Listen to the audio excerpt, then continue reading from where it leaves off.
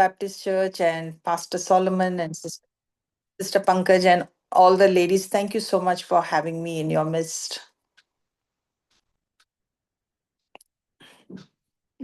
Can you hear me?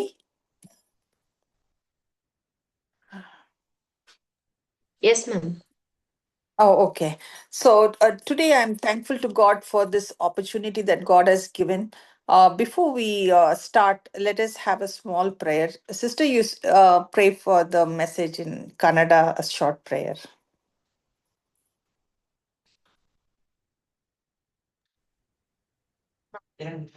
Kusum aunty ಪ್ರಾರ್ಥನೆ ಮಾಡ್ತೀರಾ?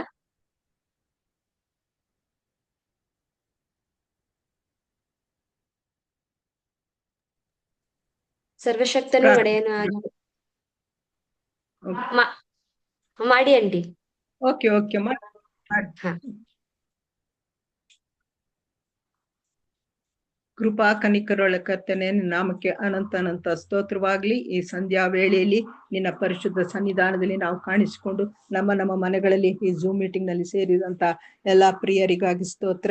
ಸಹೋದರಿ ಹೆಲೆನ್ ದಿವಾಕರನ್ನು ಆಶೀರ್ವದಿಸು, ಅವರ ಬಾಯನ್ನು ಮುಟ್ಟು ಕರ್ತನೆ, ನಿನ್ನ ರಕ್ತದಿಂದ ಶುದ್ಧೀಕರಿಸು, ನಿನ್ನ ಆತ್ಮದಿಂದ ತುಂಬಿಸು ಕರ್ತನೆ. ಇಲ್ಲಿ ಸೇರಿರ್ತಕ್ಕಂಥ ಎಲ್ಲಾ ಪ್ರಿಯರ ಅವರ ಕುಟುಂಬಗಳಿಗೆ ಆಶೀರ್ವಾದ ದೊರಕುವಂತೆ ನಿನ್ನ ವಾಕ್ಯದ ಮೂಲಕವಾಗಿ, ಆತ್ಮನ ಮೂಲಕವಾಗಿ ಪ್ರತಿಯೊಬ್ಬೊಬ್ಬರನ್ನು ಸಂದರ್ಶಿಸು. ಅವರ ಪ್ರಶ್ನೆಗಳು, ಸಮಸ್ಯೆಗಳು, ಬಲಹೀನತೆಗಳು ಏನಿದ್ರು ನಿನ್ನ ವಾಕ್ಯದ ಮೂಲಕವಾಗಿ ಆಧರಿಸಿ ಬಲಪಡಿಸಬೇಕೆಂಬುದಾಗಿ ಬೇಡುತ್ತೇವೆ ಕರ್ತನೆ. ನೀನು ಜೀವ ಸ್ವರೂಪನ ಅಂತ ದೇವರು, ನಮ್ಮ ಪಕ್ಷದಲ್ಲಿ ಇರೋದಕ್ಕಾಗಿ ಸ್ತೋತ್ರ.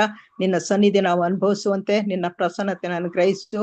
ನೆಟ್ವರ್ಕ್ ಯಾವ ತರವಂತ ಪ್ರಾಬ್ಲಮ್ ಉಂಟಾಗದಂತೆ ಎಲ್ಲರೂ ನಿನ್ನ ಆತ್ಮೀಯ ಕಿವುಗಳನ್ನು ಚುರುಕುಗೊಳಿಸಿ ನಿನ್ನ ಸ್ವರ ಕೇಳುವಂತೆ ಪ್ರತಿಯೊಬ್ಬೊಬ್ಬರನ್ನು ಶುದ್ಧೀಕರಿಸಿ, ನಿನ್ನ ವಾಕ್ಯವು ಅವರಿಗೆ ಆದರಣೆ, ಸಮಾಧಾನ, ರಕ್ಷಣೆ ಕರ್ತನೆ ಕ್ರಿಸ್ತೇಸುವಿನಲ್ಲಿ ಅನುಗ್ರಹಿಸಿಕೊಟ್ಟು ಮುಂದಿನ ದಿನಗಳಲ್ಲಿ ನಿನಗೆ ಸಾಕ್ಷಿಗಳಾಗಿ ಜೀವಿಸುವಂತೆ ಸಮಾಧಾನ, ಶಾಂತಿಯನ್ನು ಅನುಗ್ರಹಿಸಿ ಕಾಪಾಡಬೇಕೆಂದು ನಮ್ಮೆಲ್ಲರನ್ನು ನಿನ್ನ ರಕ್ತ ಪ್ರೋಕ್ಷಣೆ ಇರಿಸಿ, ವಿಶೇಷವಾಗಿ ತರ್ಜಿಮೆ ಮಾಡತಕ್ಕಂಥ ಸಿಸ್ಟರ್ ಗೀತಾಗೂ ಮತ್ತು ವಿಶೇಷವಾಗಿ ಕರ್ತನೆ ಸಿಸ್ಟರ್ ಹೆಲೆನ್ ಅವ್ರನ್ನು ನಿನ್ನ ಕೈಗಳಿಗೆ ಒಪ್ಪಿಸ್ತೇವೆ ಕರ್ತನೆ. ನಿನ್ನ ಆತ್ಮದಿಂದ ತುಂಬಿಸಿ ವಾಕ್ಯಗಳನ್ನು ಪರಿಚಯ ಮಾಡ್ಲಿಕ್ಕಾಗುವಂತೆ ದಾರಿ ತೋರಿಸಬೇಕೆಂದು ಕಾರ್ಯಕರ್ತನ ವಿಮೋಚಕನು ಒಡೆಯನು ಆದಂತ ಯೇಸು ಕ್ರಿಸ್ತನ ಪರಿಶುದ್ಧ ನಾಮದಲ್ಲಿ ಬೇಡಿ ಹೊಂದಿದ್ದೇವೆ ತಂದೆಯೇ, ಆಮೇನ್.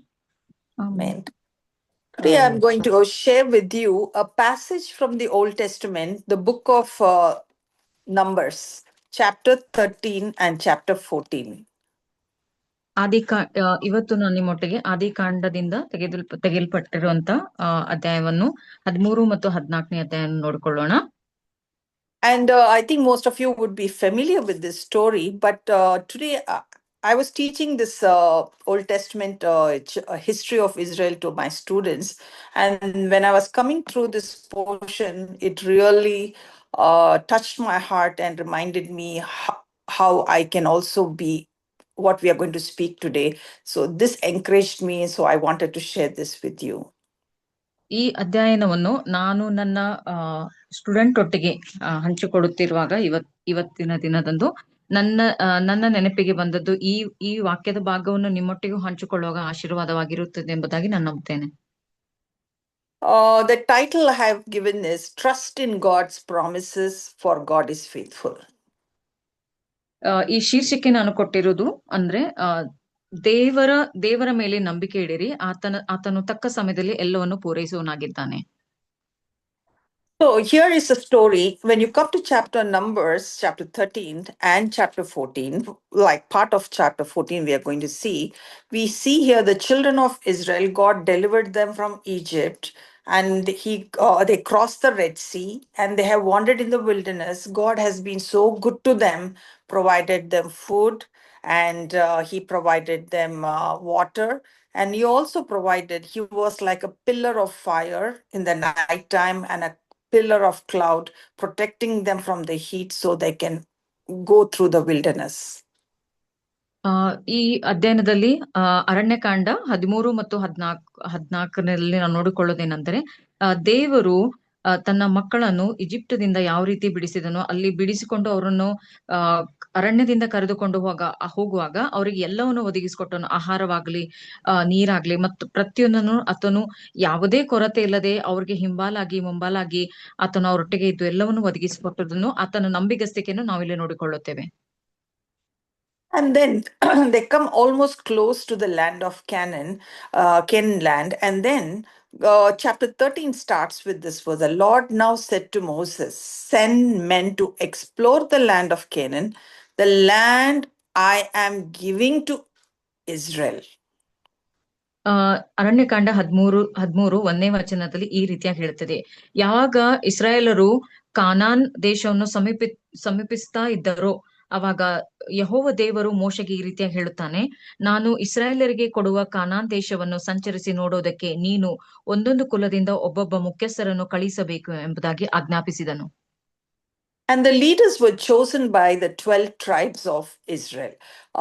Each tribe chose a leader, and there is a list in verses 4 to 15. We see the list of, we'll not go through that, but two people stand out because we will study about them. That is Joshua and Caleb. Joshua from Ephraim tribe and Caleb from tribe of Judah. So ನಾವು 4ನೇ ವಚನದಿಂದ ನೋಡುವಾಗ ಪ್ರತಿಯೊಂದು ಕುಲದಿಂದಲೂ ಇಸ್ರಾಯೇಲರ ಪ್ರತಿಯೊಂದು ಕುಲದಿಂದಲೂ ಒಬ್ಬೊಬ್ಬರು ಮುಖ್ಯಸ್ಥರನ್ನು ಅವರೇ ಆರಿಸಿ ಕಳುಹಿಸೋರಾದರು. ಅವುಗಳ ಮುಖ್ಯಸ್ಥರ ಹೆಸರನ್ನು ವಚನ 4ರಿಂದ 15ನೇ ವಚನವರೆಗೂ ನೋಡಿಕೊಳ್ಳುತ್ತೇವೆ. ಆದರೆ ಇವುಗಳನ್ನೆಲ್ಲವನ್ನು ನಾವು ನೋಡದೆ ಇಬ್ಬರು ಜನರನ್ನು ನಾವು ಮುಖ್ಯಸ್ಥರನ್ನು ಅಥವಾ ಅವರು ಇಲ್ಲಿ ಅಟ್ರಾಕ್ಷನ್ ಗಳಿಸುವಂತ ವ್ಯಕ್ತಿಗಳನ್ನು, ಅಂದ್ರೆ ಒಬ್ಬನು ಯೋಸೆಫ್ ಮತ್ತು ಇನ್ನೊಬ್ಬನು ಕೇಲೆಬ್ ಎಂಬುದಾಗಿ ಈ ಇಬ್ಬರ ವಿಷಯವಾಗಿ ನಾವು ನೋಡಿಕೊಳ್ಳೋಣ. Because the leaders are very important. The kind of father, mother we have at home, the leader we have in the church, the leader we have in an institution, the leader we have in us. Leaders are the ones who will convince the whole group of people in a good way or in a bad way. ಪ್ರತಿಯೊಬ್ಬರ ಜೀವನದಲ್ಲಿಯೂ ಅದು ಮುಖ್ಯಸ್ಥರು ತುಂಬಾ ಪ್ರಮುಖ ಕಾರ್ಯವನ್ನು ನಿರ್ವಹಿಸ್ತಾರೆ. ಅದು ನಮ್ಮ ತಂದೆ ತಾಯಿಗಳಾಗಿರ್ಬೋದು, ನಮ್ಮ ಮನೆಯಲ್ಲಿ ಅಥವಾ ಸಭೆಯಲ್ಲಿ ಸಭಾಪಾಲಕರಾಗಿರ್ಬೋದು, ಅಥವಾ ನಾವು ಕೆಲಸ ಮಾಡೋ ಸ್ಥಳದಲ್ಲಿ ಅಥವಾ ನಾವು ಓದುವ ಸ್ಥಳದಲ್ಲಿ ಯಾರು ಮುಖ್ಯಸ್ಥರಾಗಿದ್ದಾರೋ ಅವರ ನಡವಳಿಕೆಗಳು, ಅವರು ಇರುವಂತ ಸ್ವಭಾವಗಳು ಉಳಿದ ಜನರ ಮೇಲೆ ಬಹಳ ಪ್ರಮುಖವಾಗಿ ಪ್ರಭಾವವನ್ನು ಬೀರುವಂತದ್ದಾಗಿದೆ. So here Moses was given a mission. It was not Moses' idea, it was God's idea. He told Moses to give a mission to see what kind of leaders the people had chosen to send as spies into the promised land that God was already going to give them. And then these men, they all 12 go. For 40 days they have to spend in the land of Canaan as spies and bring back a report, whatever they felt. And from these reports, we can see what kind of faith or attitude and how they trusted God we are going to see. ಇಲ್ಲಿ ಯೆಹೋವ ದೇವರು ಇಸ್ರಾಯೇಲ್ಗೆ ಈಗಾಗಲೇ ಕೊಟ್ಟಿರುವಂತ ಕಾನಾನ್ ದೇಶವನ್ನು ಈ ಜನರು, ಅಂದ್ರೆ ಇಸ್ರಾಯೇಲ್ ಜನರು ತಮ್ಮ ಮುಖ್ಯಸ್ಥರ ಮೂಲಕ ಯಾವ ಮುಖ್ಯಸ್ಥರನ್ನು ಆರಿಸಿ ಇದ್ರ ಬಗ್ಗೆ ವಿಚಾರಿಸ್ತಾರೆ ಎಂಬುದಾಗಿ ಯೆಹೋವ ದೇವರು ಮೋಶೆಗೆ ಹೇಳುವಂತನಾಗಿದ್ದನು. ಆಕ್ಚುಲಿ ಇದನ್ನು ಯೆಹೋವ ದೇವರು ಮೋಶೆಗೆ ಆಜ್ಞಾಪಿಸಿದ ಹಾಗೆ ಮೋಶೆ ಇಸ್ರಾಯೇಲ್ರಿಗೆ ಹೇಳಿದನು. ಇವರು ತಂದು ಕೊಡುವಂತಹ ಎಲ್ಲಾ ರಿಸರ್ಚ್ ಅಥವಾ ಇವರು ಹೇಳುವಂತಹ ಎಲ್ಲಾ ವಿಷಯಗಳನ್ನು ಪರಿಶೀಲಿಸಿ ಕಾನಾನ್ ದೇಶದ ಬಗ್ಗೆ ಮಾಹಿತಿಗಳನ್ನು ಸಂಗ್ರಹಿಸುವವರಾಗಿದ್ದರು. So they went for 40 days. They scouted the land. They went and looked at everything. And they come back after 40 days. And in verse 25, we can see when the men, after 40 days, they returned to Moses and Aaron and the children of Israel at Kadesh in the wilderness of Paran. They reported to the whole community what they had seen and experienced in that land. ಇದು 25ನೇ ವಚನದಲ್ಲಿ ನಾವು ನೋಡಿಕೊಳ್ಳುತ್ತೇವೆ. ಅವರು ಮುಖ್ಯಸ್ಥರನ್ನು ಕಳುಹಿಸಿ ಅವರು ಹಿಂತಿರುಗಿ ಬಂದು ಆ ದೇಶದಲ್ಲಿ ಇರುವ ಎಲ್ಲಾ ಸಂಗತಿಗಳನ್ನು ಇವರಿಗೆ 40 ದಿನವರೆಗೂ ಸಂಚರಿಸಿ ಅವರು ನೋಡಿ ಕೇಳಿ ಆಮೇಲೆ ಗ್ರಹಿಸಿರುವಂತಹ ಸಂಗತಿಗಳನ್ನು ಮೋಶೆಗೆ ಹೇಳುವರಾದರು. So they do say what kind of land it is. It is a land flowing with milk and honey. Means it's a very prosperous land, and there were powerful people, powerful city, and also they said they were giants also were there. Anaks were giants. So they had giants, and what group of people lived there, they describe everything. ನಾವು ಇಲ್ಲಿ ಹೀಗೆ ವಚನಗಳಲ್ಲಿ ನೋಡಿಕೊಂಡು ಹೋಗುವಾಗ From ಈ 25 to 29. Sorry, sister. Okay, so ಮುಂದಿನ ವಚನಗಳಲ್ಲಿ ನಾವು ನೋಡಿಕೊಳ್ಳುವಾಗ ಸೊ ಅಲ್ಲಿ ಮುಖ್ಯಸ್ಥರು ಕಾನಾನ್ ದೇಶವನ್ನು 40 ದಿನದವರೆಗೂ ಹೋಗಿ ಅಲ್ಲಿ ಅವರು ನೋಡಿರುವುದಂತವ್ರು ಅವ್ರು ಯಾವ ತರ ಜನರಿದ್ದಾರೆ, ಆಮೇಲೆ ನಿಜವಾಗ್ಲೂ ಕಾನಾನ್ ದೇಶ ಹಾಲು ಮತ್ತು ಜೇನು ಹೊಳೆಯುವಂತದ್ದು ಇರುವಂತ ಒಂದು ದೇಶ, ಅಂದರೆ ಅದು ಸಮೃದ್ಧಿಕರವಾಗಿರುವಂತ ದೇಶ. ಅಲ್ಲಿ ತುಂಬಾ ಶಕ್ತಿಶಾಲಿಯಾಗಿರುವಂತ ದೈತ್ಯಾಕಾರದ ಜನರು, ಆ ಜನರ ಗುಂಪುಗಳು, ಅಲ್ಲಿ ಏನೇನು ಇದೆ, ಯಾವ ತರ ಜನರು ಅಥವಾ ಗುಂಪುಗಳು ಅಥವಾ ಒಂದು ಆ ದೇಶದಲ್ಲಿ ನಡೆಯುವಂತ ಸಂಗತಿಗಳನ್ನು ಇವರೆಲ್ಲರೂ ಸಂಗ್ರಹಿಸಿ ಇಲ್ಲಿ ಮುಂದಿನ ವಚನಗಳಲ್ಲಿ ಹೇಳುವುದಂತದ್ದು ನಾವು ನೋಡಿಕೊಳ್ಳುತ್ತೇವೆ. So God was giving them a wonderful land. God was giving them something very good, and just as he promised, he was giving them. ಅಂದ್ರೆ ನಾವಿಲ್ಲಿ ನೋಡಿಕೊಳ್ಳುತ್ತೇವೆ, ಈ ಮುಖ್ಯಸ್ಥರು ಹೇಳಿರೋ ಹಾಗೆ ದೇವರು ಏನು ಆಜ್ಞಾಪಿಸಿದನು ಅಥವಾ ಯಾವುದನ್ನು ವಚನಪೂರ್ವಕವಾಗಿ ಅವರು ಹೇಳಿದ್ದನು ಅದನ್ನು ಅವರಿಗೆ ಕೊಡುವನಾಗಿದ್ದನು. ಇದನ್ನು ಮುಂಚಿತವಾಗಿ ಆ ಮುಖ್ಯಸ್ಥರು ಹೋಗಿ ಗ್ರಹಿಸಿ ಇದ್ದಿರುವಂತ ಎಲ್ಲಾ ಸಂಗತಿ, ದೇವರು ಮುಂಚಿತವಾಗಿ ಹೇಳಿರುವಂತ ಎಲ್ಲಾ ಸಂಗತಿಗಳನ್ನು ಇವರು ಕೂಡ ಹೇಳುವರಾದರು. And then a very wonderful 30th verse 30, you see, after saying all that, all of a sudden Caleb, who is from the tribe of Judah, says, he encourages the people and Moses and says, at once let us go and fight and do what God is going to help us. We'll go and take the land. Please read verse 30. Aranya Kanda 13:30 ವಚನ ನೋಡಿಕೊಳ್ಳೋಣ. ಇಸ್ರಾಯೇಲರು ಮೋಶೆಗೆ ವಿರೋಧವಾಗಿ ಗುಣಗುಟ್ಟಲಾಗಿ ಕಾಲೇಬನು ಅವರನ್ನು ಸುಮ್ಮನಿರಿಸಿ, ನಾವು ನಿರ್ಭಯವಾಗಿ ಆ ಬೆಟ್ಟದ ಸೀಮೆಗೆ ಹತ್ತಿ ಹೋಗಿ ಅದನ್ನು ಸ್ವಾಧೀನಪಡಿಸಿಕೊಳ್ಳೋಣ, ಅದನ್ನು ಜಯಿಸಬಲ್ಲೆವು ಎಂದು ಹೇಳಿದನು. ಅಂದರೆ ಇಲ್ಲಿ ಈ ವಚನದ ಮೂಲಕ ನಾವು ಎಸ್ ಅಷ್ಟೇ ಸಾರಿ No. Caleb had a very positive attitude, said, it is not impossible. We can. But in Kannada and English, the verses are little different verses. And then verse 31 onwards to the end of the chapter, the people they tell everything good, but they say, oh, it is so hard. We can't do it. It's very scary. We cannot do it. And they give all kind of bad things. Oh, we will die. We will perish. This is not going to work for us. They start murmuring and they get upset with Moses and with God.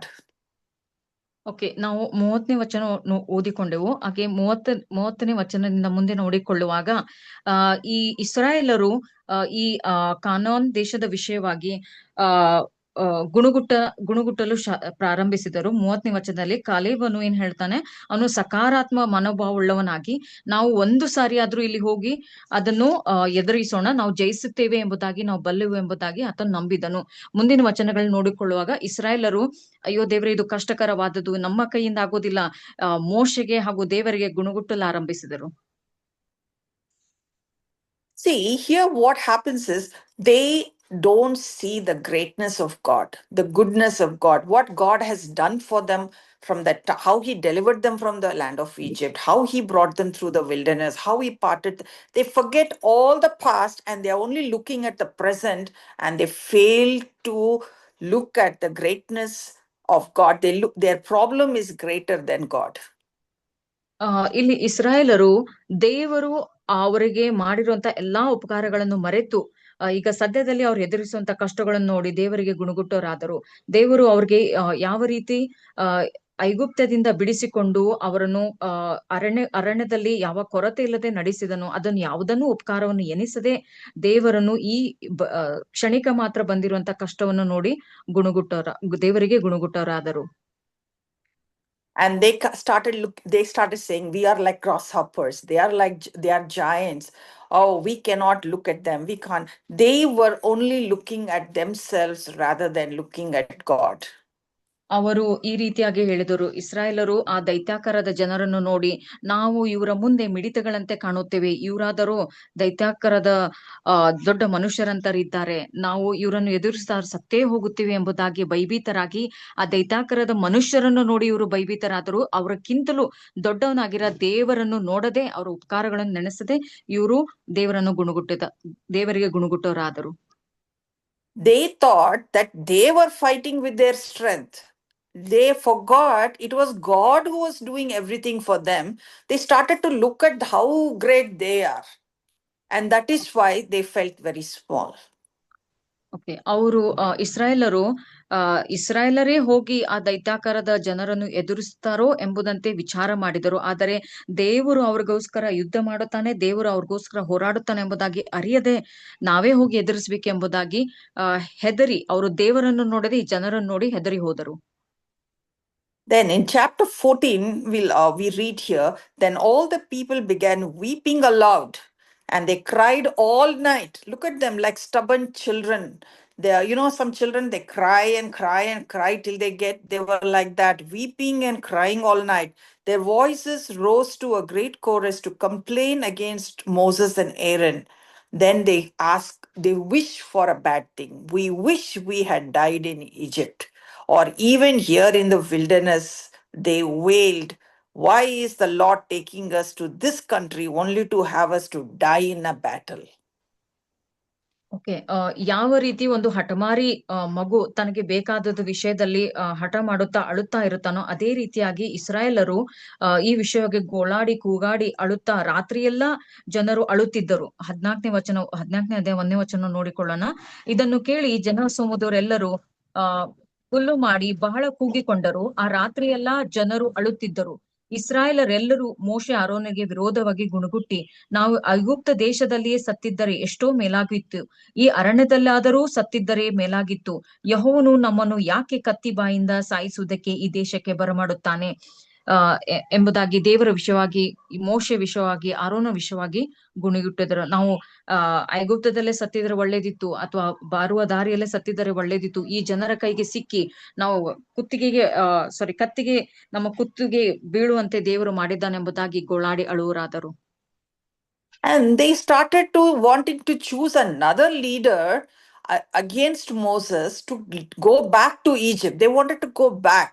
Imagine how ungrateful and how they forgot God in such a short time. ಒಂದು ಕ್ಷಣ ಮಾತ್ರದಲ್ಲಿ ಅವರು ಯಾವ ರೀತಿ ದೇವರ ಉಪಕಾರವನ್ನು ಮರೆತು ಹೋದರು ಎಂಬುದಾಗಿ ನಾವು ನೋಡಿಕೊಳ್ಳುತ್ತೇವೆ. ಇವರು ಇಷ್ಟು ಕಠಿಣ ಹೃದಯದವರಾಗಿದ್ದರೆಂದರೆ, ಇವರು ಮೋಶೆಯನ್ನು ಹೊರತುಪಡಿಸಿ ಇನ್ನೊಬ್ಬ ಮುಖ್ಯಸ್ಥರನ್ನು ತಾವೇ ಆರಿಸಿಕೊಂಡು ಅವರು ತಿರುಗಿ ಐಗುಪ್ತಕ್ಕೆ ಹೋಗುವಂತೆ ಅವರ ಮನಸ್ಸಿನಲ್ಲಿ ಕಠಿಣವಾದ ನಿರ್ಧಾರವನ್ನು ಮಾಡಿಕೊಂಡಿದ್ದರು. Then Moses and Aaron cry before God. Then the two men, verse 6, you see, two men who had explored the land, Joshua and Caleb, they tear their clothes and say, please listen to us. This is not impossible. It is possible. We can do it. God is going to help us. They said, the community of Israel, the land we explore is so wonderful. And if the Lord is pleased with us, he will bring us safely into the land and give it to us. It is a rich land flowing with milk and honey, and he will give it to us. Do not rebel against the Lord. Don't be afraid of the people of the land. They are only helpless prey to us. They have no protection, but the Lord is with us. Don't be afraid of them. That is still verse 6 to 9. 6 to 9. Yes, sister. ಇಲ್ಲಿ ನಾವು 6ನೇ ವಚನ, ಅರಣ್ಯಕಾಂಡ 14ನೇ ಅಧ್ಯಾಯ 6ನೇ ವಚನದಿಂದ 9ನೇ ವಚನವರೆಗೆ ನಾವು ನೋಡಿಕೊಳ್ಳುವಾಗ, ಇಸ್ರಾಯೇಲರು ಈ ರೀತಿಯಾಗಿ ತಮ್ಮ ಮನಸ್ಸನ್ನು ಕಠಿಣ ಮಾಡಿಕೊಂಡಿರುವುದನ್ನು ಕೇಳಿ ಇಬ್ಬರು ಜನರು, ಯೆಹೋಶುವ ಮತ್ತು ಕಾಲೇಬರು, ಅವರ ಮಾತಿಗೆ ಉತ್ತರ ಕೊಡದೆ ಈ ರೀತಿಯಾಗಿ ಹೇಳಿದರು. ಏನೆಂದರೆ, ಆಗ ಮೋಶೆ ಆರೋನನು ಇಸ್ರಾಯೇಲರ ಸರ್ವ ಸಮೂಹದ ಮುಂದೆ ಬೋರಲ್ಲ ಬಿದ್ದರು. ಆಮೇಲೆ ಅವರು ಮೋಶೆ ಮತ್ತು ಯೆಹೋಶುವ ಇಬ್ರು ದೇವರಿಗೆ ಗೋಳಾಡಿ ಪ್ರಾರ್ಥನೆ ಮಾಡಿಕೊಂಡರು. ಆ ದೇಶವನ್ನು ಸಂಚರಿಸಿ ನೋಡಿದವರಲ್ಲಿದ್ದ ನೋನನ ಮಗನಾದ ಯೆಹೋಶುವನು ಎಫೆನ ಮಗನಾದ ಕಾಲೇಬನು ತಮ್ಮ ಬಟ್ಟೆಗಳನ್ನು ಹರಿದುಕೊಂಡು ಇಸ್ರಾಯೇಲರ ಸರ್ವ ಸಮೂಹದವರಿಗೆ ಹೀಗೆಂದರು, ನಾವು ಸಂಚರಿಸಿ ನೋಡಿದ ದೇಶವು ಅತ್ಯುತ್ತಮವಾದದ್ದು, ಅದು ಹಾಲು ಜೇನು ಹರಿಯುವ ದೇಶ. ಯೆಹೋವನು ನಮ್ಮನ್ನು ಮೆಚ್ಚಿಸಿಕೊಂಡರೆ ಅದರಲ್ಲಿ ನಮ್ಮನ್ನು ಸೇರಿಸಿ ಅದನ್ನು ನಮ್ಮ ಸ್ವಾಧೀನಕ್ಕೆ ಕೊಡುವನು. ಹೀಗಿರುವುದರಿಂದ ಯೆಹೋವನಿಗೆ ತಿರುಗಿ ಬೀಳಬೇಡಿರಿ, ಅಲ್ಲದೆ ಆ ದೇಶದ ಜನರಿಗೆ ದಿಗುಲು ಪಡಬೇಡಿರಿ. ನಾವು ಅವರನ್ನು ನುಂಗಿ ಪುಷ್ಟಿಯಾಗುವೆವು. ಅವರಿಗೆ ನೆರಳಾಗಿದ್ದ ದೇವರು ಅವರನ್ನು ಕೈಬಿಟ್ಟನು. ನಮ್ಮ ಕಡೆ ಯೆಹೋವನು ಇದ್ದಾನೆ, ಅವರಿಗೆ ಭಯಪಡಬೇಡಿರಿ ಅಂದರು. After saying all this also, they wanted to stone Joshua and Caleb. They wanted to stone them and they wanted to kill them. See the next verse. The whole community began to talk about stoning Joshua and Caleb. Then the glorious presence of the Lord, God could not tolerate the way they were behaving.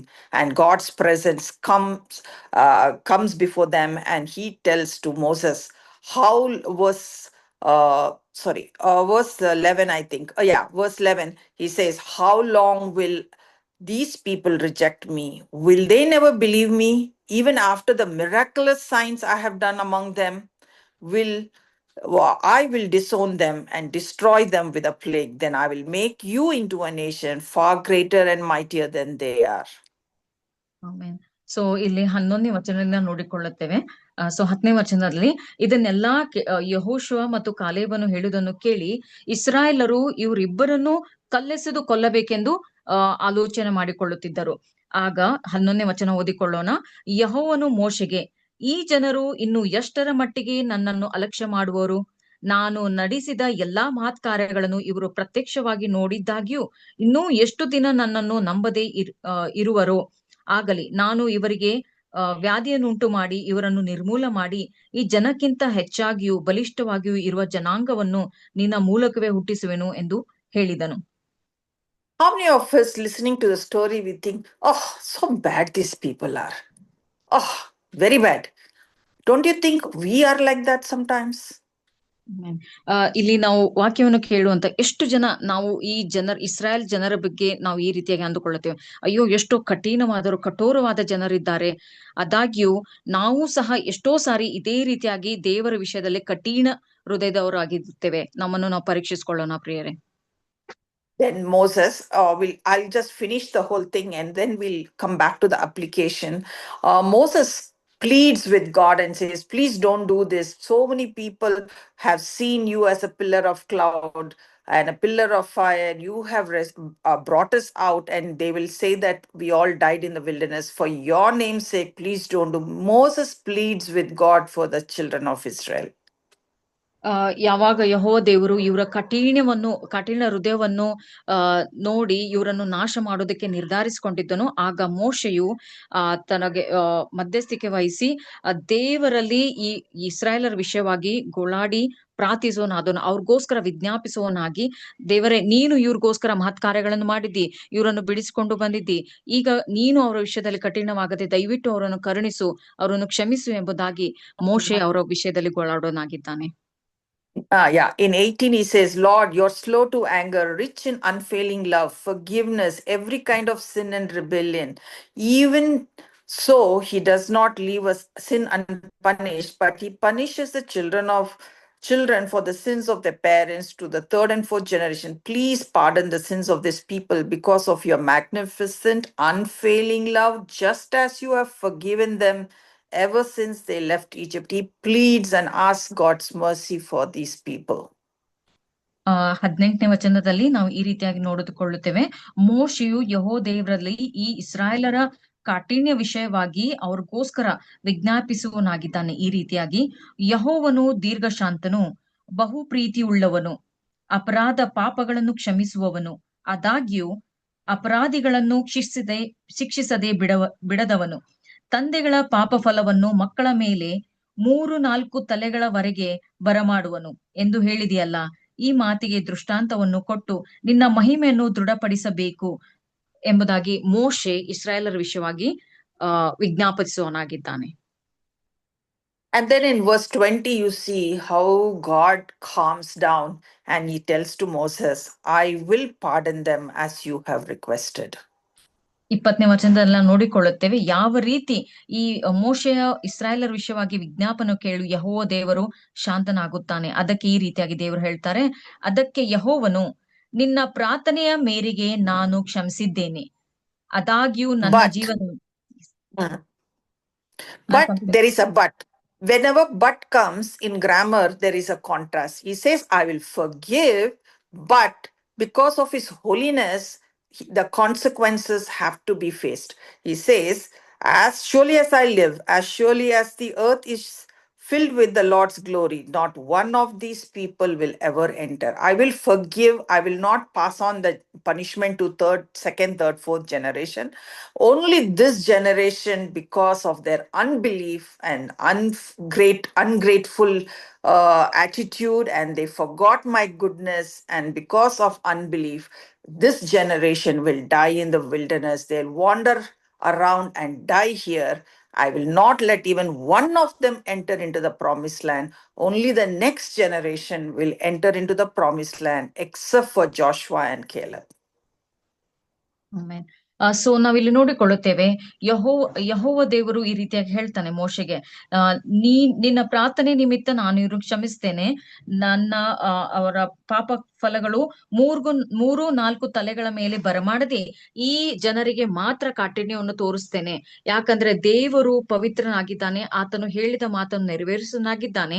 ಅದರ ನಿಮಿತ್ತ ಈ ಜನರಿಗೆ ಕಾನಾನ್ ದೇಶವನ್ನು ಅವರು ಸೇರದೆ, ಯೆಹೋಶುವ ಮತ್ತು Caleb ಅವರು ನಂಬಿದ್ದರಿಂದ ಅವರು ಮಾತ್ರ ಕಾನಾನ್ ದೇಶವನ್ನು ಸೇರುವವರಾಗಿರ್ತಾರೆ ಎಂಬುದಾಗಿ ಯೆಹೋವ ದೇವರು ಹೇಳ್ತಾನೆ. ಇವರು ಕಾಠಿಣ್ಯ, ಇವರ ಅಪನಂಬಿಕೆ ನಿಮಿತ್ತ ಇಸ್ರಾಯೇಲರು ಆ ಕಾನಾನ್ ದೇಶವನ್ನು ಸೇರದೆ ಇಲ್ಲೇ ಸಾಯುತ್ತಾರೆ ಎಂಬುದಾಗಿ ಯೆಹೋವ ದೇವರು ಹೇಳ್ತಾನೆ. Verse 23 says, those who have treated me with contempt, when we don't believe, when we don't have faith in God, it is the greatest contempt against God. People say, I didn't tell lies, I didn't commit adultery, I didn't do this sin, that sin. People think those are sin. I didn't cheat people. No, unbelief is the biggest sin. So ನಾವಿಲ್ಲಿ ಅನೇಕ ಸಾರಿ ನೋಡಿಕೊಳ್ಳುತ್ತೇವೆ, ಹೌದು ನಾನು ಪಾಪ ಮಾಡ್ಲಿಲ್ಲ, ನಾನು ವ್ಯಭಿಚಾರ ಮಾಡಿಲ್ಲ, ನಾನು ಯಾವುದೇ ರೀತಿ ಕಳ್ಳತನ ಮಾಡ್ಲಿಲ್ಲ, ನಾನು ಪಾಪಿಷ್ಟನಲ್ಲ ಎಂಬುದಾಗಿ ನಾವು ಹೇಳ್ತೇವೆ. ಆದರೆ ದೇವರ ಮೇಲೆ ನಂಬಿಕೆ ಇಡದೇ ಇರುವುದು ಅಥವಾ ಆತನನ್ನು ನಂಬದೇ ಇರುವಂತದ್ದು ದೊಡ್ಡ ಪಾಪವಾಗಿದೆ ಪ್ರಿಯರೇ. It says in verse 23, they will never see the land I swore to give their ancestors. None of those who have treated me with contempt will enter it. God was so hurt that they treated God with contempt. So 23ನೇ ವಚನದಲ್ಲಿ ಪ್ರಿಯರೇ ನಾವಿಲ್ಲಿ ನೋಡಿಕೊಳ್ಳುತ್ತೇವೆ, ಅವರ ಅಪನಂಬಿಕೆ ನಿಮಿತ್ತ ಅವರು ಕಾನಾನ್ ದೇಶವನ್ನು ಸೇರದೆ ಹೋಗುತ್ತಾರೆ. ಇಲ್ಲಿ ಓದಿಕೊಳ್ಳೋಣ, ನನ್ನನ್ನು ಪರೀಕ್ಷಿಸಿದರಿಂದ ನಾನು ಅವರ ಪಿತೃಗಳಿಗೆ ಪ್ರಮಾಣ ಪೂರ್ವಕವಾಗಿ ವಾಗ್ದಾನ ಮಾಡಿದ ದೇಶವನ್ನು ಇವರಲ್ಲಿ ಯಾರೂ ನೋಡುವುದಿಲ್ಲ, ನನ್ನನ್ನು ಅಲಕ್ಷ್ಯ ಮಾಡಿದ ಇವರಲ್ಲಿ ಯಾರೂ ಅದನ್ನು ನೋಡುವುದಿಲ್ಲ ಎಂಬುದಾಗಿ ಹೇಳ್ತಾನೆ. And then verse 28 and chapter 14:28, and before reading that, remember what did they wish for in chapter 14 verse 2? We wish we had died in Egypt or here in the wilderness. Now read verse 28. Now what God says, now tell them, as surely as I live, I will do to you the very thing I heard you say. I, the Lord, have spoken. You will all die here in the wilderness because you complained against me. None of you who are 20 years old or older were counted in the census will enter the land I swore to give you. The only expectation will be Caleb and Joshua. So ಪ್ರಿಯರೇ, ನಾವು 28ನೇ ವಚನ ಅಂದ್ರೆ ಅರಣ್ಯಕಾಂಡ 14:28ನೇ ವಚನ ಓದುಕ್ಕಿಂತ ಮುಂಚೆ 1ನೇ ವಚನದಲ್ಲಿ ಇಸ್ರಾಯೇಲರು ಯಾವ ರೀತಿ ಗೋಳಾಡಿದರು ಎಂಬುದಾಗಿ ನೋಡಿಕೊಳ್ಳೋಣ. ಅವ್ರು ಏನ್ ಹೇಳ್ತಿದ್ರಂದ್ರೆ, ಇಸ್ರಾಯೇಲರು ಮೋಶೆಗೆ ಅರೋನಿಗೆ ವಿರೋಧವಾಗಿ ಗುಣಗುಟ್ಟಿ, ನಾವು ಐಗುಪ್ತ ದೇಶದಲ್ಲಿಯೇ ಸತ್ತಿದ್ದರೆ ಎಷ್ಟೋ ಮೇಲಾಗಿತ್ತು, ಈ ಅರಣ್ಯದಲ್ಲೇ ಆದರೂ ಸತ್ತಿದ್ದರೆ ಮೇಲಾಗಿತ್ತು ಎಂಬುದಾಗಿ ಇಲ್ಲಿ ಅವರು ಹೇಳ್ತಿದ್ದರು. ಅದನ್ನೇ 28ನೇ ವಚನದಲ್ಲಿ ಯೆಹೋವ ದೇವರು ಹೀಗೆ ಹೇಳುತ್ತಾನೆ, ನೀನು ಅವರಿಗೆ ಹೀಗೆ ಹೇಳಬೇಕು, ಯೆಹೋವನು ಹೇಳುವುದೇನೆಂದರೆ, ನನ್ನ ಜೀವದಾಣೆ, ನೀವು ನನಗೆ ಕೇಳಿಸುವಂತೆ ಅಂದುಕೊಂಡ ಪ್ರಕಾರವೇ ನಾನು ಮಾಡುತ್ತೇನೆ. ನಿಮ್ಮ ಶವಗಳು ಈ ಅರಣ್ಯದಲ್ಲೇ ಬೀಳುವವು, ನೀವು ನನಗೆ ವಿರೋಧವಾಗಿ ಗುಣಗುಟ್ಟಿದ್ದರಿಂದ ನಿಮ್ಮಲ್ಲಿ ಲೆಕ್ಕಿಸುವವರೆಲ್ಲರೂ, ಅಂದರೆ 20 ವರ್ಷ ಮೊದಲುಗೊಂಡು ಹೆಚ್ಚಾದ ವಯಸ್ಸರವರೆಲ್ಲರೂ ಅರಣ್ಯದಲ್ಲೇ ಸಾಯುವರು ಎಂಬುದಾಗಿ ದೇವರು ಹೇಳ್ತಾನೆ. Isn't it sad how carelessly we say words out of frustration, out of anger? We even say things against God and wish some things which are not good for us. That's why our words have to be measured, what we speak to God, to people around us, because it will come back to us. It came back to them. What they wished for, they got their wish. ಇದೇ ರೀತಿಯಾಗಿ ನಾವು ಎಷ್ಟೋ ಸತಿ ಅಲಕ್ಷ್ಯತನದಿಂದ ಅಥವಾ ನಮ್ಮ ಅರಿವಿಲ್ಲದೆ ಎಷ್ಟೋ ತಪ್ಪಾದ ಸಂಗತಿಗಳನ್ನು ನಮ್ಮ ಬಾಯಿಯಿಂದ ಮಾತನಾಡುತ್ತೇವೆ. ಇಲ್ಲಿ ನಾವು ನೋಡಿಕೊಳ್ಳುತ್ತೇವೆ, ಇಸ್ರಾಯೇಲರು ಯಾವುದನ್ನು ಹೇಳಿದರೋ ಅದನ್ನೇ ದೇವರು ಅವರಿಗೆ ಮಾಡಿದನೆಂಬುದಾಗಿ. ಅದೇ ರೀತಿಯಾಗಿ ಪ್ರಿಯರೇ, ನಾವು ಗೊತ್ತಿದ್ದು ಗೊತ್ತಿಲ್ಲದ ರೀತಿಯಲ್ಲಿ ಅರಿವಿಲ್ಲದೆಯೂ ಅನೇಕ ತಪ್ಪುಗಳನ್ನು ಅಥವಾ ನಕಾರಾತ್ಮಕ ಸಂಗತಿಗಳನ್ನು ಮಾತಾಡಿ ನಮ್ಮ ಮೇಲೆ ಅದೇ ಮಾತು ಬರಮಾಡುವಂತೆ ಮಾಡಿಕೊಳ್ಳುತ್ತೇವೆ. So, in this whole episode, this story that is in book of Numbers 13 and 14, what can we learn from this for today, for us today? So Aranya Kanda 13 ಮತ್ತು 14ನೇ ಅಧ್ಯಾಯದಲ್ಲಿ ನಾವು ನೋಡಿಕೊಂಡಿರುವುದರಿಂದ ನಾವು ಏನನ್ನು ಕಲಿತುಕೊಳ್ಳುತ್ತೇವೆ ನೋಡಿಕೊಳ್ಳೋಣ. Our focus should be on God and God's word and God's promises, and not on our problems, because as long as we live, there will be problem every day, something or other. ಇನ್ನಂದರೆ ಕಣ್ಣಿಗೆ ಕಾಣುವಂತದ್ರ ಮೇಲೆ ನಂಬಿಕೆ ಇಡದೆ ಕಣ್ಣಿಗೆ ಕಾಣದಿರುವಂತಹ ನಮ್ಮ ದೇವರ ಮೇಲೆ ನಂಬಿಕೆ ಇಡುವಂತೆ, ಆತನ ವಾಗ್ದಾನಗಳ ಮೇಲೆ ನಂಬಿಕೆ ಇಡುವಂತೆ, ನಾವು ಮನುಷ್ಯರಾದ ನಿಮಿತ್ತ ಎಲ್ಲಿವರೆಗೂ ನಾವು ಜೀವಿಸೋರಾಗಿದ್ದೇವೋ ಅಲ್ಲಿವರೆಗೂ ಪ್ರತಿದಿನ ನಮಗೆ ಒಂದಲ್ಲ ಒಂದು ರೀತಿಯ ತೊಂದರೆ ಇರುತ್ತದೆ ಅಥವಾ ಸಂಕಟಗಳಿರುತ್ತದೆ. ಆದಾಗ್ಯೂ ನಾವು ಆ ಸಂಕಟಗಳನ್ನು ನೋಡದೆ ದೇವರನ್ನು ಆತನ ವಚನವನ್ನು ನೋಡುವವರಾಗಿರ್ಬೇಕು ಪ್ರಿಯರೇ. Who is bigger than our problem? God. ನಮ್ಮ ಕಷ್ಟಗಳಕ್ಕಿಂತಲೂ ದೊಡ್ಡವನಾಗಿದ್ದಾನೆ ನಮ್ಮ ದೇವರು. God will, you have to have this you cannot explain that kind of belief in and faith in God's ways and God, the way God will work. Only then God is pleased. It is impossible to please God without faith. ದೇವರು ವಾಕ್ಯ ಹೇಳ್ತದೆ, ನಂಬಿಕೆ ಇಲ್ಲದೆ ದೇವರನ್ನು ಮೆಚ್ಚಿಸೋದು ಅಸಾಧ್ಯ. ಯಾಕಂದ್ರೆ ಅನೇಕ ವರ್ತಿ ನಮಗೆ ಯಾವುದು ಸರಿ ಕಾಣ್ತದೋ ಅದೇ ರೀತಿಯಾಗಿ ದೇವರು ಕಾರ್ಯ ಮಾಡದೆ ನಮಗೆ ಗೊತ್ತಿಲ್ಲದ ರೀತಿಯಲ್ಲಿ ದೇವರು ಕಾರ್ಯ ಮಾಡುವನಾಗಿದ್ದಾನೆ. How much do we know about God? We think we know God. We know very little about God. God is beyond, we cannot measure. We think we study even 100 years, we will never know even this much about God. God's limitation, it is the years and years, thousands of years you study also, you will never know all about God. He is that able and that great. Amen. So ನಾವು ಎಷ್ಟು ದೇವರನ್ನು ಬಲ್ಲವರಾಗಿದ್ದೇವೆ ಪ್ರೇರೆ. ಇಡೀ ನಮ್ಮ 100 ವರ್ಷದ ಆಯುಷ್ಯನಲ್ಲಿಯೂ ನಾವು ಸ್ವಲ್ಪ ತಿಳುಕೊಳ್ಳಬಲ್ಲವರಾಗಿದ್ದೇವೆ. ಯಾಕಂದ್ರೆ ದೇವರು ಅಷ್ಟು ಮಹೋನ್ನತನು ದೊಡ್ಡವನಾಗಿದ್ದಾನೆ. ಆತನನ್ನು ನಾವು ಅಳಿಲಿಕ್ಕೆ ಸಾಧ್ಯವಾಗುವುದಿಲ್ಲ. ಅಂದರೆ ನಮ್ಮ ಕಷ್ಟಗಳಕ್ಕಿಂತಲೂ ನಮಗೆ ಜೀವಿತದಲ್ಲಿ ಬರುವಂತ ಸಂಗತಿಗಳಕ್ಕಿಂತಲೂ ಅನೇಕಾವರ್ತಿ ದೇವರು ದೊಡ್ಡವನಾಗಿದ್ದಾನೆ. ಆತನು ಮಹತ್ಕಾರ್ಯವುಳ್ಳವನಾಗಿದ್ದಾನೆ. Second thing is faith versus fear. Fear will, there are two reports and two group of leaders there. Fear leads to you get paralyzed with fear, and then that leads to disobedience and unbelief in God. ಇಲ್ಲಿ ನಾವು ಎರಡನೇದಾಗಿ ನೋಡಿಕೊಳ್ಳುತ್ತೇವೆ ನಂಬಿಕೆ ಮತ್ತು ಭಯ. ಅಂದ್ರೆ ಇಲ್ಲಿ ಭಯದ ನಿಮಿತ್ತ ಮನುಷ್ಯನು ಕಂಗಾಲಾಗಿ ಹೋಗುತ್ತಾನೆ ಅಥವಾ ಆತನು ಸೋತು ಹೋಗುತ್ತಾನೆ. ಆದಾಗ್ಯೂ ನಂಬಿಕೆಯು ನಮ್ಮನ್ನು ಬಲಪಡಿಸುತ್ತದೆ. Faith in God gives us strength to do the action and obey God and get victory. So ನಂಬಿಕೆಯು ನಮಗೆ ದೇವರ ಮಾತಿಗೆ ವಿಧೇಯತ್ವವನ್ನು ಕೊಡುವಂತದ್ದಾಗಿದೆ ಮತ್ತು ಆ ವಿಧೇಯತ ನಿಮಿತ್ತ ನಮಗೆ ಜಯವನ್ನು ಉಂಟು ಮಾಡುತ್ತದೆ. And never forget, each one of us have experienced miracles in our life. Our salvation is a miracle. Every day you wake up in the morning is a miracle. Every day God takes care of you, and when you go to bed, it is a miracle that our life itself is a miracle, and don't be careless with every day God gives us. So ಪ್ರಿಯರೇ, ನಾವು ಇಲ್ಲಿ ಮಹತ್ ಕಾರ್ಯವನ್ನು ಇಲ್ಲದೆ ಇರೋರು ಒಬ್ಬರೂ ಇಲ್ಲ. ಯಾಕಂದ್ರೆ ಪ್ರತಿದಿನ ನಾವು ಹೇಳೋದು ದೇವರ ಅದು ಕೃಪೆ ಆಗಿದೆ. ಆಮೇಲೆ ದೇವರ ರಕ್ಷಣೆಯು ನಮಗೆ ಆತನ ಕೃಪೆ, ಆತನ ಒಂದು ಮಹತ್ ಕಾರ್ಯ ಆಗಿದೆ. ನಾವು ಇಲ್ಲಿವರೆಗೂ ಉಸಿರಾಡುತ್ತಿರುವುದು, ಜೀವಿಸುವುದು ಆತನ ಮಹತ್ ಕಾರ್ಯ ಆಗಿದೆ. ಆತನ ಉಪಕಾರಗಳನ್ನು ಒಂದನ್ನು ಮರೆಯದೆ ನಾವು ದೇವರಿಗೆ ವಿರೋಧವಾಗದೆ ದೇವರಲ್ಲೇ ಅದನ್ನ ನಂಬಿಕೆಯಲ್ಲೇ ನೆಲೆಗೊಂಡಿರೋಣ. What is the consequences of unbelief? We are rejecting God.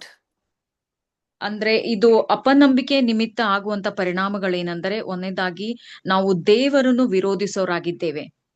We doubt his ability. ಆತನ ಒಂದು ಶಕ್ತಿಯನ್ನು ಡೌಟ್ ಪಡುವವರಾಗಿದ್ದೇವೆ. We disobey him. ಆತನನ್ನು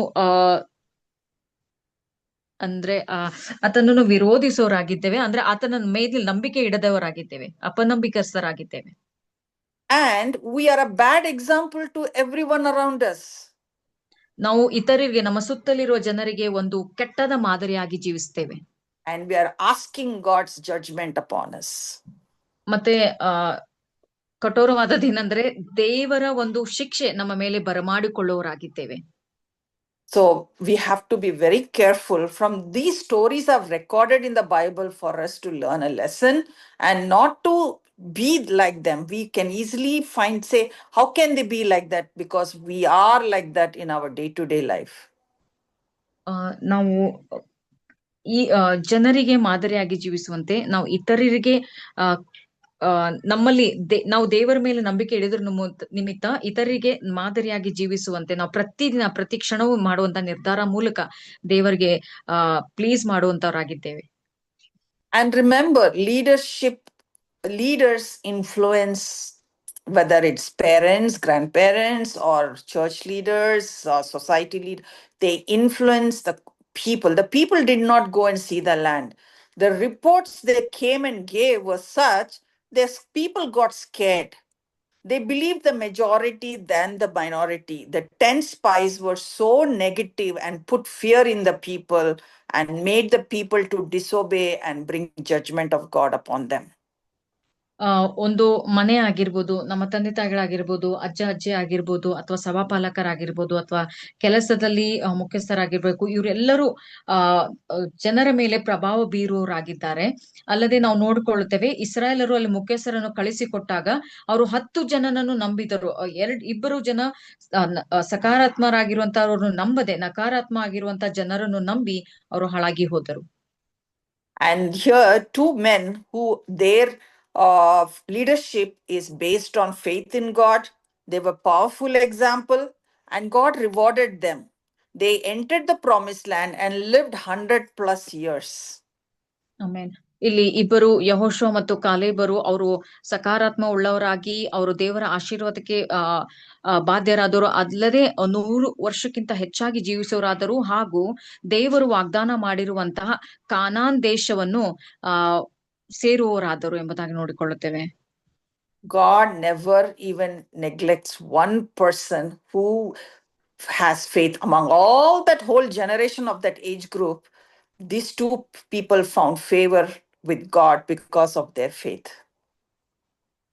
ನಾವಿಲ್ಲಿ ನೋಡ್ಕೊಳ್ಳುತ್ತೇವೆ, ಅವರು ಇಡೀ ಇಸ್ರಾಯೇಲರಲ್ಲಿ ಇವರಿಬ್ಬರು ಸಕಾರಾತ್ಮಕ ಉಳ್ಳವರಾಗಿ ದೇವರ ಮೇಲೆ ನಂಬಿಕೆ ಇಟ್ಟವರಾಗಿದ್ದರ ನಿಮಿತ್ತ ದೇವರು ಒಬ್ಬನನ್ನು ಮರೆಯದೆ ಇವರಿಬ್ಬರಲ್ಲಿ ಅಷ್ಟು ಜನರಲ್ಲಿ ಇವರಿಬ್ಬರನ್ನೂ ಸಹ ದೇವರನ್ನು ಎಣಿಸಿ ಅವರನ್ನು ಆಶೀರ್ವದಿಸೋನಾಗಿದ್ದಾನೆ. Why do you think God has given this to us after for thousands and thousands of years? We have this Bible. We read it every day. And don't please read it for the name's sake. Read and see what I can take from this today and what I can do in my day-to-day life. And never even talk carelessly like those foolish people spoke and said, we should die here only. We will go back. If you say foolish words and foolish wishes you tell, dishonoring God, it will come true in your life.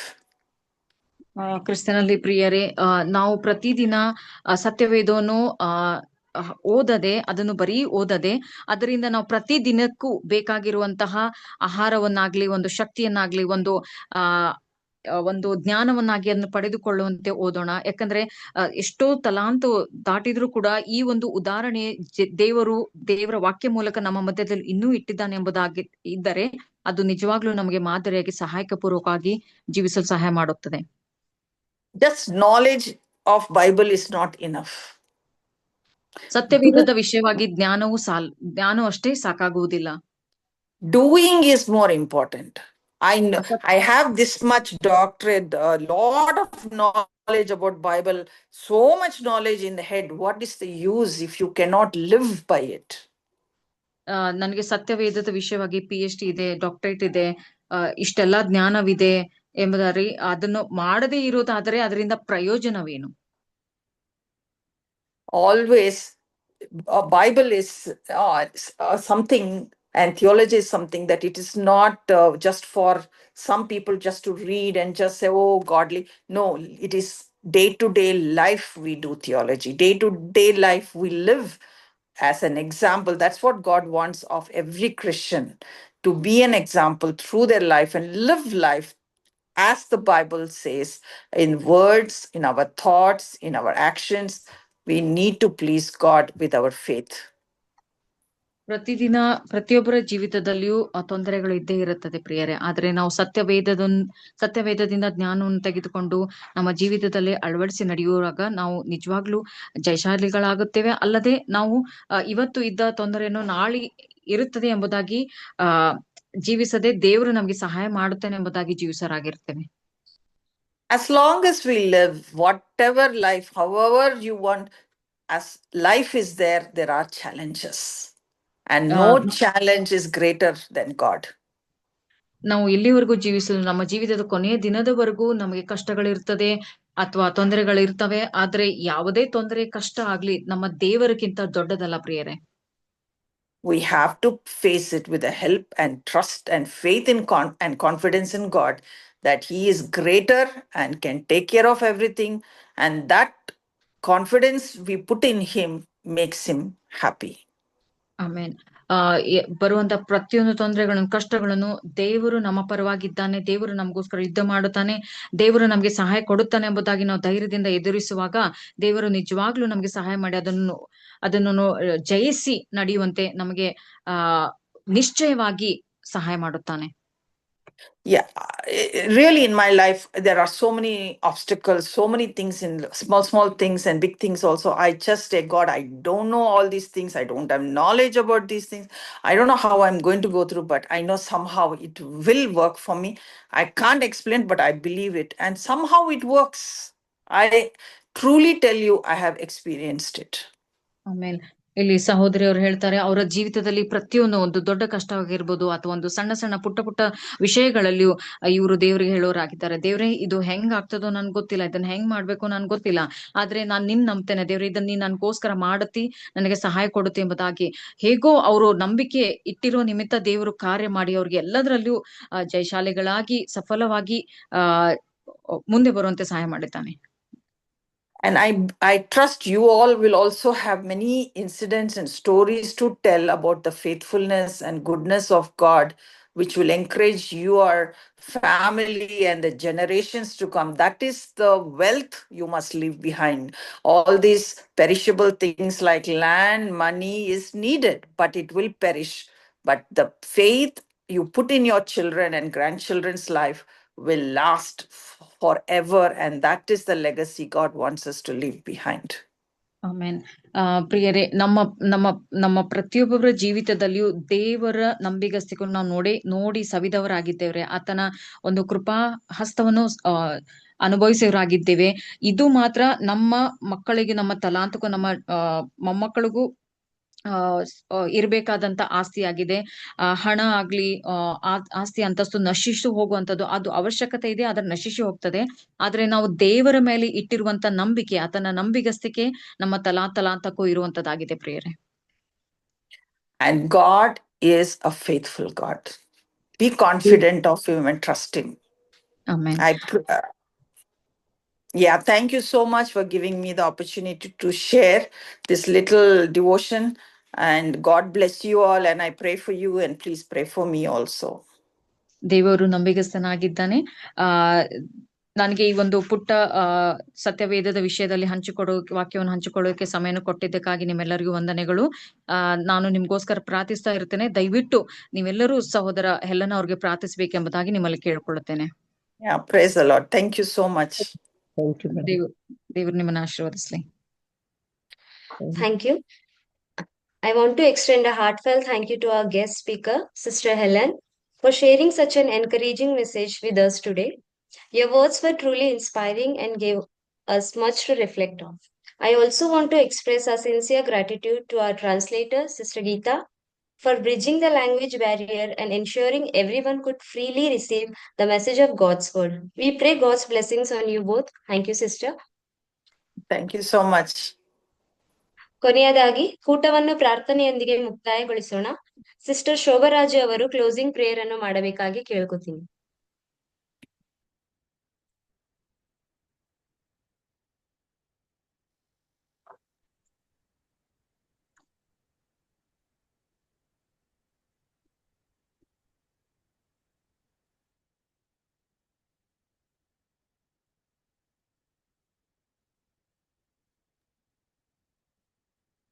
Praise the Lord to everyone. ಯೇಸು ಕ್ರಿಸ್ತನ ನಾಮದಲ್ಲಿ ರಾಜು ನಿಮ್ಮೆಲ್ಲರಿಗೂ ವಂದಿಸುತ್ತೇನೆ. ಬಂದಿರೋ ಎಲ್ಲ ಸಿಸ್ಟರ್ಸ್ಗಾಗಿ ಪ್ರಾರ್ಥಿಸ್ತೇನೆ ಕರ್ತೇನೆ. ಹೌದು ರಾಜ, ಎಲ್ಲ ಸಿಸ್ಟರ್ಗಾಗಿ ಪ್ರಾರ್ಥಿಸ್ತೇನೆ ಹೆಚ್ಚಾಗಿ ಕರ್ತೇನೆ. ಅವ್ರು ನಮಗೆ ವಾಕ್ಯವನ್ನು ಕೊಟ್ಟು ನಮಗನ್ನು ದೇವರ ಬಗ್ಗೆ ಇನ್ಸ್ಪೈರ್ ಮಾಡಿದಕ್ಕಾಗಿ ನಿನಗೆ ಸ್ತೋತಿಸ್ತೇನೆ ಕರ್ತೇನೆ. ಹೌದು ರಾಜ, ನಾವು ಇರುವುದು ಶುದ್ಧ ಕೃಪೆಯಿಂದಲೇ ಕರ್ತೇನೆ. ಆದ್ರಿಂದ ದೇವರ ಕೃಪೆ ನಮ್ಮ ಮೇಲೆ ಸದಾಕಾಲ ಇರುವಂತೆ ಸಹಾಯ ಮಾಡಿದಕ್ಕಾಗಿ ಸ್ತೋತಿಸ್ತೇನೆ ಕರ್ತೇನೆ. ಹೌದು ರಾಜ, ನಾವು ಹೇಗೆ ದೇವರಿಗೆ ನಾವು ವಿರುದ್ಧವಾಗಿ ನಡೆದುಕೊಳ್ಳದೆ ಕರ್ತೇನೆ, ದೇವರ ಸನ್ನಿಧಾನಕ್ಕೆ ರಾಜ ನಾವು ಆದಷ್ಟು ಬೇಗ ಬರುವಂತೆ, ನಾವು ಅವರ ವಾಕ್ಯಗಳನ್ನು ಬರೀ ಕೇಳದೆ ನಾವು ಅದರ ಪ್ರಕಾರ ನಡೆದುಕೊಳ್ಳುವಂತೆ ನೀ ನಮಗೆ ಸಹಾಯ ಮಾಡುವಂತ ವಾಕ್ಯಗಳ ಪ್ರಕಾರ ನಮಗೆ ತಿಳಿಸಿದಕ್ಕಾಗಿ ನಿನಗೆ ಸ್ತೋತಿಸ್ತೇನೆ ಕರ್ತೇನೆ. ಸ್ತೋತ್ರ ರಾಜ. ವಿಶೇಷವಾಗಿ ಹೆಲೆನ್ ಸಿಸ್ಟರ್ಗಾಗಿ ಪ್ರಾರ್ಥಿಸ್ತೇನೆ. ಅವರನ್ನು ಅವರ ಕುಟುಂಬದ ರಾಜ ಆಶೀರ್ವದಿಸು. ಅವರನ್ನು ಉಪಯೋಗಿಸಿಕೊಂಡಿದ್ದಕ್ಕಾಗಿ ನಿನಗೆ ಸ್ತೋತ್ರ ಹೇಳ್ತೇನೆ ರಾಜನೇ. ಅವರು ಇನ್ನು ಮುಂದಿನ ಸಮಯದಲ್ಲಿ ಕರ್ತೇನೆ ರಾಜ, ಅವರು ನಮ್ಮ ಜೊತೆಯಲ್ಲಿ ಇದೇ ರೀತಿ ವಾಕ್ಯವನ್ನು ಕೊಡುವಂತೆ, ಅವರಿಗೆ ಇನ್ಸ್ಪೈರ್ ಅನ್ನು ಮಾಡುವಂತೆ ರಾಜ ಸಹಾಯ ಮಾಡುವಂತೆ ಬೇಡುತ್ತೇನೆ ಕರ್ತೇನೆ. ಸ್ವಲ್ಪ ಅದೇ ರೀತಿಯಾಗಿ ರಾಜ ಬಂದಿರೋ ಪ್ರತಿಯೊಬ್ಬರು ಸಿಸ್ಟರ್ಸ್ಗಾಗಿ ಪ್ರಾರ್ಥಿಸ್ತೇನೆ. ಅವರೆಲ್ಲರೂ ಕುತೂಹಲದಿಂದ ಕರ್ತೇನೆ ಎಲ್ಲ ಕೆಲಸಗಳನ್ನು ಬಿಟ್ಟು ಕರ್ತನೆ ದೇವರ ವಾಕ್ಯಗಳಿಗಾಗಿ ಉತ್ಸಾಹದಿಂದ ಕರ್ತನೆ ಬಂದಿದ್ದಕ್ಕಾಗಿ ಸ್ತೋತಿಸ್ತೇನೆ ಕರ್ತನೆ. ಹೌದು ಯೇಸಪ್ಪ, ನಮ್ಮ ವಾಕ್ಯಗಳು ರಾಜ, ದೇವರ ವಾಕ್ಯಗಳು ರಾಜ, ನಾವು ಭದ್ರವಾಗಿ ನಡೆದುಕೊಳ್ಳುವಂತೆ ಸಹಾಯ ಮಾಡೋ ಕರ್ತನೆ. ಹೌದು ರಾಜ, ನಿಮ್ಮ ವಾಕ್ಯವೇ ನಮಗೆ ದೇವರೇ ನಮಗೆ ವಾಕ್ಯವೂ ಆಗಿದ್ದೀರ ಕರ್ತನೆ. ಹೌದು ಯೇಸಪ್ಪ, ನೀವು ನಮ್ಗೆ ಸದಾ ಕಾಲವು ನಮ್ಮ ಜೊತೆಯಲ್ಲಿದ್ದು ನಮ್ಮೆಲ್ಲರ ಕಷ್ಟ ಸುಖಗಳನ್ನು ರಾಜ ನೀವು ನೋಡಿದ್ದು ನಮಗೆ ಎಲ್ಲ ಕರುಣೆಯನ್ನು ದಯೆಯನ್ನು ತೋರಿಸಿ ನಮ್ಗೆ ಎಲ್ಲವನ್ನು ಕೊಡುವಂತ ದೇವರಿಗೆ ಒಳ್ಳೆಯ ಗುಣಗಳನ್ನು ದೇವರು ಕೊಟ್ಟಿದ್ದಾರೆ ಕರ್ತನೆ. ಹೌದು ರಾಜ, ನೀವು ಸದಾಕಾಲ ಒಳ್ಳೇದನ್ನೇ ಮಾಡುವ ದೇವರು ನೀವಾಗಿದ್ರೆ ಕರ್ತನೆ. ಯಾರಿಗೂ ಕೆಟ್ಟದ ಮಾಡದ ದೇವರು ನೀವು ಕರ್ತನೆ. ಯೇಸಪ್ಪ, ಅದಕ್ಕಾಗಿ ನಿನಗೆ ಸ್ತೋತಿಸ್ತೇನೆ ಕರ್ತನೆ. ಸ್ತೋತ್ರ ರಾಜ. ಸ್ವಲ್ಪ ಈ ಪ್ರಾರ್ಥನಾ ಕೂಟದಲ್ಲಿ ಕರ್ತನೆ ಭಾಗವಹಿಸಿದ ಎಲ್ಲಾ ಸಿಸ್ಟರ್ಗಾಗಿ ಪ್ರಾರ್ಥಿಸ್ತೇನೆ ಕರ್ತನೆ. ಅವರೆಲ್ಲರಿಗೂ ರಾಜ ನಿನ್ನ ಹೇರಳವಾದ ನಿನ್ನ ಪೂರ್ಣವಾದ ಆಶೀರ್ವಾದವನ್ನು ರಾಜ ದಯಪಾಲಿಸುವಂತೆ ಬೇಡುತ್ತೇನೆ ಕರ್ತನೆ. ವಿಶೇಷವಾಗಿ ಕರ್ತನೆ ಪಾಸ್ಟರ್ ಸಾಲೋನ್ಗಾಗಿ ಪ್ರಾರ್ಥಿಸ್ತೇನೆ ಕರ್ತನೆ. ಅವರ ವಿಶೇಷ ಕೂಟವನ್ನು ರಾಜ ನಮ್ಮೆಲ್ಲರಿಗೂ ಒದಗಿಸೋದಕ್ಕಾಗಿ ನಿನಗೆ ಸ್ತೋತಿಸ್ತೇನೆ ಕರ್ತನೆ. ಅವರನ್ನ ಕುಟುಂಬದ ರಾಜ ಹೇಳುವಾಗ ಆಶೀರ್ವದಿಸು. ಅವರಿಗೆ ಆರೋಗ್ಯ ಭಾಗ್ಯವನ್ನು ಕೊಟ್ಟು ರಾಜ ನಡೆಸುವಂತೆ ಬೇಡುತ್ತೇನೆ ಕರ್ತನೆ. ಯೇಸಪ್ಪ, ಅದೇ ರೀತಿ ಕುಸುಮ ಆಂಟಿಗಾಗಿ ಪ್ರಾರ್ಥಿಸ್ತೇನೆ ಕರ್ತನೆ. ಅವರು ನಮಗಾಗಿ ನಮ್ಮೆಲ್ಲರಿಗಾಗಿ ಪ್ರಾರ್ಥಿಸುವಂತ ಆಂಟಿ ನಮಗೆ ಕೊಟ್ಟಿದ್ದಾರೆ ಈ ಸಭೆಯಲ್ಲಿ ಕರ್ತನೆ. ಅದಕ್ಕಾಗಿ ಸ್ತೋತ್ರ ಕರ್ತನೆ. ಅವರಿಂದ ನಾವು ತಿಳಿದುಕೊಳ್ಳುವುದು ಬಹಳ ಇದೆ ಕರ್ತನೆ. ಆದ್ರಿಂದ ರಾಜ, ಅವರು ನಮ್ಮ ವಿಷಯದಲ್ಲಿ ಅವ್ರ ವಿಷಯದಲ್ಲಿ ಕರ್ತನೆ ರಾಜ, ಅವರನ್ನು ಆಶೀರ್ವದಿಸು. ಅವರಿಗೆ ಆರೋಗ್ಯವನ್ನು ಹೃದಯ ಪಾಲಿಸುವಂತೆ ಬೇಡುತ್ತೇನೆ ಕರ್ತನೆ. ಅವರು ಹೋಗುವಾಗ ಬರುವಾಗಲ ಜೊತೆ ಇದ್ದು ಅವರನ್ನು ಕಾಪಾಡುವಂತೆ ಬೇಡುತ್ತೇನೆ ಕರ್ತನೆ. ಸ್ತೋತ್ರ ರಾಜ. ಅದೇ ರೀತಿಯಾಗಿ ಸಿಸ್ಟರ್ ಪೂಜಾ ಸಿಸ್ಟರ್ಗಾಗಿ ಪ್ರಾರ್ಥಿಸ್ತೇನೆ, ಗೀತಾಗಾಗಿ ಪ್ರಾರ್ಥಿಸ್ತೇನೆ ಕರ್ತನೆ. ಅವರಿಬ್ಬರನ್ನು ರಾಜ ನೀವು ನಮ್ಮ ಮಧ್ಯದಲ್ಲಿ ಇರಿಸಿದ್ದಕ್ಕಾಗಿ ಸ್ತೋತ್ರ ರಾಜ. ಟ್ರಾನ್ಸ್ಲೇಟ್ ಅನ್ನು ಬಹಳ ಭಕ್ತಿಯಿಂದ ಕರ್ತನೆ ಅವರು ಹೇಳಿದ ವಾಕ್ಯವನ್ನು ಸರಿಯಾಗಿ ತಿಳಿದುಕೊಂಡು ಅರ್ಥಪೂರ್ವಕವಾಗಿ ನಮ್ಮೆಲ್ಲರಿಗೂ ತಿಳಿಸಪಡಿಸಿದಕ್ಕಾಗಿ ನಿನಗೆ ಸ್ತೋತ್ರ ಹೇಳ್ತೇನೆ ರಾಜನೇ. ಅವರಿಗೂ ಸಹ ರಾಜ ಇನ್ನೂ ಹೆಚ್ಚಾಗಿ ನಿನ್ನ ರಾಜ್ಯದಲ್ಲಿ ಉಪಯೋಗಿಸಿಕೊಂತ ಬೇಡುತ್ತೇನೆ ಕರ್ತನೆ. ಅವರನ್ನು ಕುಟುಂಬದ ರಾಜ ಆಶೀರ್ವದಿಸುವಂತ ಬೇಡುತ್ತೇನೆ ಕರ್ತನೆ. ಅಪ್ಪ, ಓಪನಿಂಗ್ ಪ್ರೇಯರ್ ಅಲ್ಲಿ ವಿದ್ಯಾ ಸಿಸ್ಟರ್ ಓಪನಿಂಗ್ ಪ್ರೇಯರ್ ಸಿಸ್ಟರ್ಗಾಗಿ ಪ್ರಾರ್ಥಿಸ್ತೇನೆ ಕರ್ತನೆ. ಅವರನ್ನು ಸಹ ರಾಜನ ಆಶೀರ್ವದಿಸು. ಅವರು ಸಹ ಪ್ರತಿ ಸಮಯದಲ್ಲಿ ಕರ್ತನೆ ಓಪನಿಂಗ್ ಪ್ರಾರ್ಥನೆಯಲ್ಲಿ ನಮ್ಮ ಜೊತೆಗೆ ಬಂದು ಎಸ್ಸಪ್ಪ ಅವರ ಪ್ರಾರ್ಥನೆಯನ್ನು ಮಹಿಮೆ ಪಡಿಸುವಂತ ವಾಕ್ಯವನ್ನು ಮಹಿಮೆ ಪಡಿಸುವಂತ ಪ್ರಾರ್ಥನೆಯನ್ನು ರಾಜ ಓಪನಿಂಗ್ ಪ್ರೇಯರ್ ನಮಗೆಲ್ಲರಿಗೂ ಮಾಡಿದಕ್ಕಾಗಿ ಸ್ತೋತಿಸ್ತೇನೆ ಕರ್ತನೆ. ಅವರನ್ನು ಸಹ ಆಶೀರ್ವದಿಸುವಂತ ಬೇಡುತ್ತೇನೆ ಕರ್ತನೆ. ಎಸಪ್ಪ, ಎಲ್ಲಾ ಈ ಕೂಟದ ಎಲ್ಲಾ ವಿಷಯದಲ್ಲೂ ಕರ್ತನೆ ರಾಜ ನಿಮ್ಮ ಜೊತೆಯಲ್ಲಿ ನಮ್ಮೆಲ್ಲರನ್ನು ರಾಜನ ನಡೆಸಿದಕ್ಕಾಗಿ ನಿನಗೆ ಸ್ತೋತ್ರ ಹೇಳುತ್ತಾ ನನ್ನ ರಕ್ಷಕನಾದ ಯೇಸುವಿನ ಪರಿಶುದ್ಧ ನಾಮದಲ್ಲಿ ಪ್ರಾರ್ಥನೆಯೊಂದಿಗೆ ಬೇಡುತ್ತೇನೆ ಕರ್ತನೆ. ಆಮೆನ್. ಆಮೆನ್.